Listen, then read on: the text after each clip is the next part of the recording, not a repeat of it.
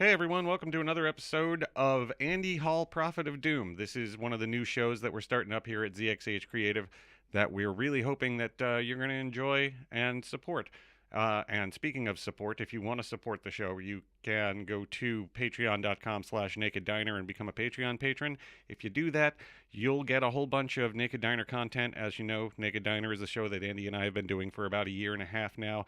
And we've got like 25 episodes that are behind the Patreon paywall that you just can't get anymore if you're not a Patreon patron. So if you want to check out some of those great episodes, and I mean, some of them are really fucking cool. We've got stuff like Ian Harris and Nathan Timmel and Leanne Lord and Desiree Stage and Dale McGowan, just all kinds of really cool people that we've gotten to talk to over the last year and a half or so.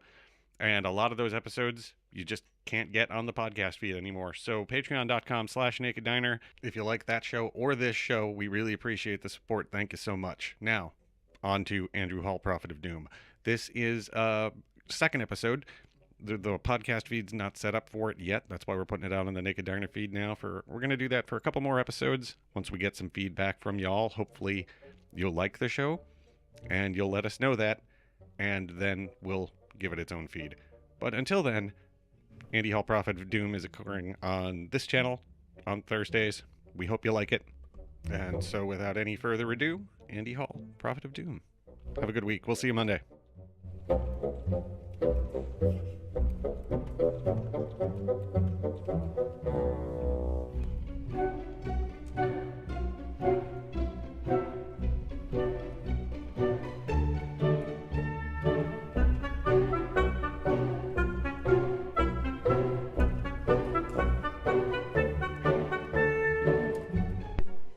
Hey everybody, this is Andy Hall, your prophet of... Before I start on what I'm talking about today, and what I'm talking about today is Donald J. Trump winning the presidency and why he won the presidency, and I don't even want to beat the dead horse. We're already 6 months into this clown being in office. But the thing is, Fareed Zakaria decided to do a little post the other day, did an article on CNN.com about why he won. I posted the other day on my personal Facebook page that I'm taking money. Okay. I'm taking bets. I am going to be taking your money, but I would be taking bets for people who are willing to wager and give me good odds about the 2020 elections. I'm putting my money on Trump personally. If you give me decent odds, I'll throw a 50 down. You know, good odds, 3 to 1, 4. Depends on how much we're talking. Dollars is the bottom. Of course, I had a bunch of people ask me, or give me crap about it, but no one was willing to say, yes, I'm going to take you up on your offer, Andy. I'll throw some money. Before I get into that, I was drunk over the weekend. You might find that hard to believe, but I was drunk. Wait a minute, I'm going to take a little bit of my rum and coke right now. It's about 4 o'clock this time, so it's okay. It's decidedly accepted for one to have at least one healthy rum and coke. What did Winston Churchill say about the Royal Navy? I'll tell you what he said about the Royal Navy and how it ran. And on the lash, sodomy, and rum. So it's good enough for Winston Churchill. That's good enough for me. But I digress. Let me talk about the weekend. You know, the thing I like about liberals is that they're basically nice people. Hey, I'm a liberal. I'm not a nice person, but I can accept the fact that liberals are basically nice people. And that's not that's not helping you liberals. You know, being nice all the time isn't helping you. I was hanging out with a guy who got his undergraduate in chemistry. He's now a brewer. And during our meandering tangential conversation, he brought up the food babe. Now, I don't like the food. I don't think any of you who are listening to me, if you know who the food babe is, like her. She does a bunch of woo, a bunch of food-based woo, a lot of unscientific stuff. But suddenly, that got morphed into anti-vaxxers, people who don't vaccinate their kids. And me personally, I have to tell you something. I am all in favor of making parents vaccinate their kids, even if it's at bayonet point. Too bad. Too bad for parents. You have these beliefs, you have wacky beliefs, that's fine. Keep them to yourself, keep them to your own body, but the child's body is the child's body. You as parents, you are just stewards for the child's rights. You don't have a right to mess up your kid, basically. And you know, my liberal friend, started giving the traditional liberal nice guy argument of, hey, you can't force people to do something like that. It's their child. It's like, no. It's not their child. It is the child's child. The child owns itself. You are just protecting that child for the time being. And you know what? It's the government's job to protect that child's rights too. And not vaccinating your kid, what does it do? That's child abuse. And if the government can tell you that you shouldn't be smacking your kid around with a wooden spoon or a leather belt, then you know what? It has the right to tell you to go get your goddamn kids vaccinated. It is simple as the hand in front of your face. So that was my conversation, or one of my many conversations over the weekend. For those of you who've been following my blog, Laughing in Disbelief, or the Naked Diner podcast, you know that I am not a fan of Donald Trump. He's a bully. I disagree with him on many points on policy, but I do understand, or at least I believe I understand, why he became president of the United States. I predicted he would win the presidency, and it just wasn't a flip of the coin for me. It wasn't like I just thought, well, I think it's time for a white guy to get into office. No, I had other reasons. Like I said, I'm not supporting him. I didn't, but, I was on my Facebook page, and I said that I'd be taking money from people who wanted to wager me that Trump wasn't going to win the 2020 election. And one of my friends asked me, so Andy, why did you think he was going to win in 2016? And I threw out a couple of reasons. I have 8 reasons. I just threw them off the top of my head, and I'm going to tell you about them right now. Why Donald Trump won the election in 2016. Number 1, I grew up in Trump's demographic. I am a white, middle-class, dopey white guy. I'm of a certain age that when I grew up in a home of dopey white people. They were Reagan Democrats. And the thing is, the people who voted for Reagan, who were Democrats, are the same people who voted for Trump. The same Democratic voters. Reagan Democrats, Trump Democrats, same demographic. And it's funny. Before Obama got elected, I was living in the suburbs. I was mowing my lawn one day, and I looked around me and said, how did white people ever get in charge? We're just like drinking Bud beer and pushing lawnmowers around and watching crappy reality shows. How did we get in charge? Now, this is a naive sentiment, and I know that. I know that this is naive. But once Obama got elected, it was clear how white people got in charge. Because we're crazy. We're just crazy people. One minute, we're mowing our lawns, and then the next minute, a lot of white guys decided that they wanted to sprinkle the N-word around like it was table salt. So yeah, number one reason why Donald Trump got elected, yeah, maybe white people are a little crazy, and maybe that's how we got in power to begin with, just by fucking with people. Number 2 reason why Donald Trump became president, why he won the 2016 election, Hillary's campaigning. Oh, Hillary, you run such a flat-footed campaign.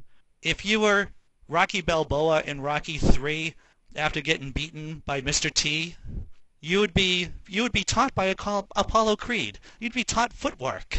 That's what happened. But you never learned footwork, Hillary.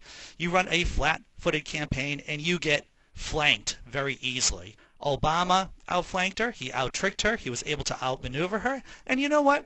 Bernie Sanders. I voted for Bernie Sanders in the primaries. I wanted Bernie Sanders to win the whole thing. But Bernie Sanders almost beat Hillary. And that shouldn't have been so. Hillary should have been able to wipe the floor with Sanders. But no, she wasn't able to do that. This tells you about the incompetency of her campaign. Let's see. And the thing is, Sanders, man, he was pulling his punches too. He was being nice with her. He was being nice with her for a lot of the time during the elections. And Jesus Christ, if she almost lost to him, wasn't it obvious that she was going to lose to Trump, who wasn't going to pull his punches, who specialized in dirty fighting? Christ. And so number 3, Trump. Trump is really good at playing long odds. He knew he had a very low chance of winning the elections. Everyone did. But what he's good at is playing risky. He likes being risky. He likes playing the long odds, and he's good at them. Like it or not, that's what he's good at. He can't run a traditional campaign. It turns out he didn't need to run a traditional campaign. He just needed to beat the crap out of Hillary's. Number 4 reason why Donald Trump became our president. Like it or not, my friends, the camera hates Hillary Clinton. When Hillary Clinton smiles, windows break. It's not her fault. Richard Nixon, the camera didn't like him, and John F. Kennedy beat him out for president. It's just a fact of life. If you can't get the camera to like you, if you're not photogenic, if your smile is horrendous, if you cackle when you laugh, it's nicht gut. It puts you at a strategic disadvantage. Number 5 reason why Donald Trump is now our president. The candidate of the party of the sitting president is statistically less likely to win. Think about that for a minute. President Obama was in the presidency for 2 terms, 8 full years.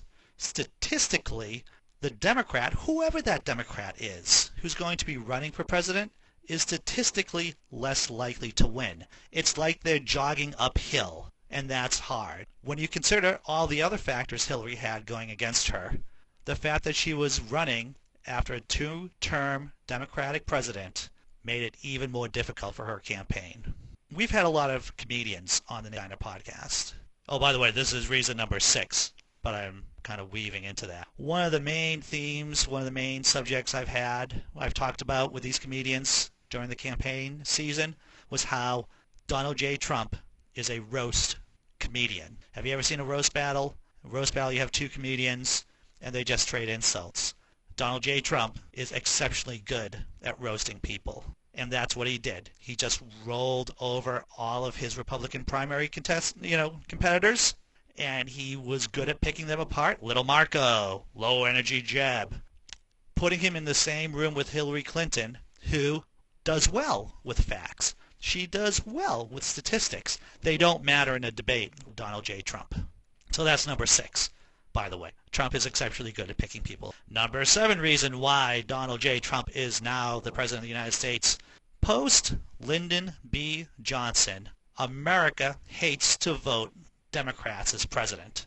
It is a dirty little secret. But ever since the Voting Rights Act, ever since African Americans were given the vote, seriously given the vote. Sure.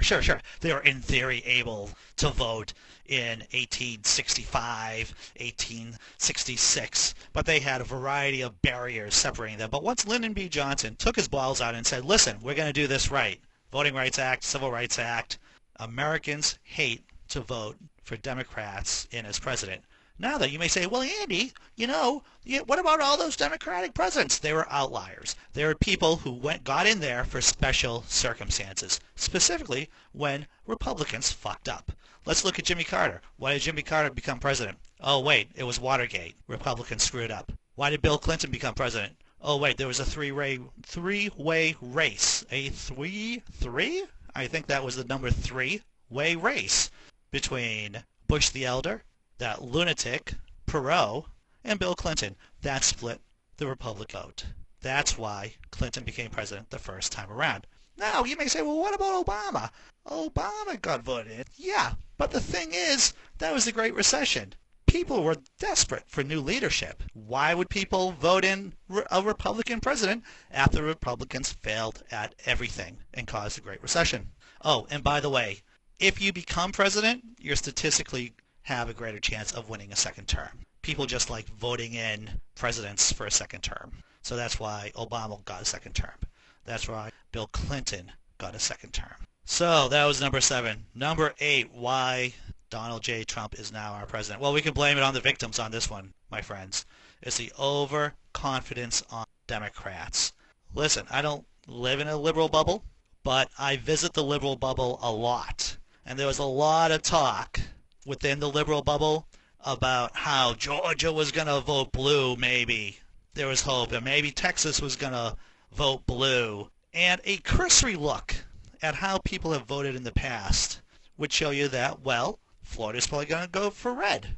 North Carolina is probably going to switch back to being red, especially when you consider about the gerrymandering in North Carolina and the perks it gives Republicans there to help get out. Overconfidence makes you lazy. Overconfidence makes you fucking dumb. And that's one of the reasons that helped Donald J. Trump get into the White House. The thing is, let's talk about football. I don't know a lot about football, but I'll tell you one thing that I've noticed from the New England Patriots, and yes, you can hate me. That's fine. I understand that the New England Patriots are hated outside of New England. But the thing is, when the Patriots are ahead, they run up the score. They just keep running up the score, and they don't act like the game's over. They just don't sit down and say we're not gonna seriously contend anymore now that we are in the lead. No, they just keep rolling. I didn't see the Democrats do that. I think there was a lot of laziness. There was a lot of stupid. There was a lot of underestimating Donald J. Trump and his supporters. So those were my 8 reasons, my friends. You can yell at me. You can hate me. Once again, I'm not a Trump supporter. I have a long history, but I believe I have dissected the corpse of the 2016 Hillary Clinton Democratic Party fiasco that we bore witness to. Thanks for listening to this particular episode of Prophet of Doom. Bye.